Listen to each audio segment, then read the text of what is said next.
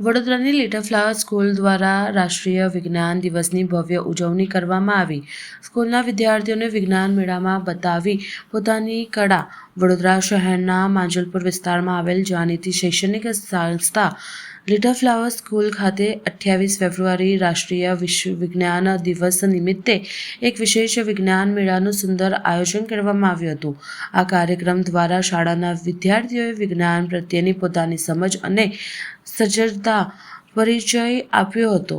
આ વિજ્ઞાન મેળામાં શાળાના ધોરણ 3 થી ધોરણ 9ના વિદ્યાર્થીઓએ ખૂબ જ ઉત્સાહપૂર્વક ભાગ લીધો હતો। શાળાના શિક્ષકો તથા સતત માર્ગદર્શન પ્રોત્સાહન હેઠળ બાળકોએ વિજ્ઞાનના વિવિધ સિદ્ધાંતો, પર્યાવરણ જાળવણી, આધુનિક ટેકનોલોજી પર આધારિત અનેક જીવન મોડલ્સ તૈયાર કર્યા હતા। વિદ્યાર્થીઓની મુલાકાતીઓ પોતાના પ્રોજેક્ટ્સ પાછળનું વિજ્ઞાન ખૂબ જ સરળતાથી સમજાવ્યું હતું। શાળાના સુપરવાઇઝર મિતેશ પટેલ માધ્યમો સાથે વાત કરતા જણાવ્યું કે આજથી 28 ફેબ્રુઆરી એટલે કે રાષ્ટ્રીય વિજ્ઞાન દિવસના પાવન અવસરે અમારી શાળાના બાળકોએ અદ્ભુત વિજ્ઞાન મેળાનું આયોજન કર્યું હતું।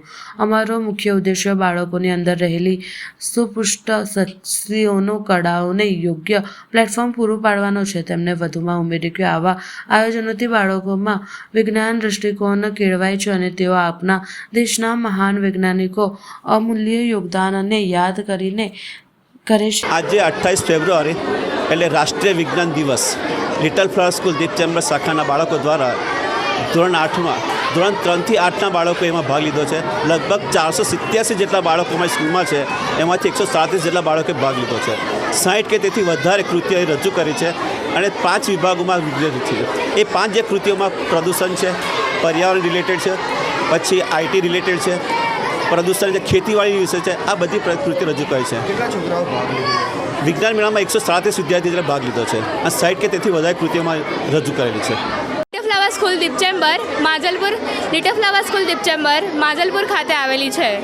અહીંયા તારીખ 28 ફેબ્રુઆરી એટલે કે રાષ્ટ્રીય વિજ્ઞાન દિવસ આજે અમારી સ્કૂલમાં વિજ્ઞાન મેળાનું આયોજન કરવામાં આવ્યું છે, જેમાં લગભગ 60 જેટલા પ્રોજેક્ટ્સ બનાવવામાં આવ્યા છે। અમારા ટીચર્સના માર્ગદર્શનથી અમે અહીંયા પ્રોજેક્ટ રજૂ કર્યા છે। અહીંયા વિજ્ઞાનને લગતી, ગણિતને લગતી, એસએસને લગતી તમામ અલગ અલગ કૃતિઓ તૈયાર કરવામાં આવી છે। અહીંયા વાલીઓ તથા બાળકોને કંઈક નવું શીખવા મળે અને જાણવા મળે તે હેતુથી અમે અહીંયા અમારાથી થતા પ્રયત્નોથી અલગ અલગ કૃતિ તૈયાર કરી છે। અમે એવું જ ઈચ્છીએ છીએ કે આપ આ ન્યૂઝ ચેનલ દ્વારા આખા વડોદરામાં અમારી આ કૃતિઓ ફેલાવો। Thank you. મારું નામ ઠાકોર હેની।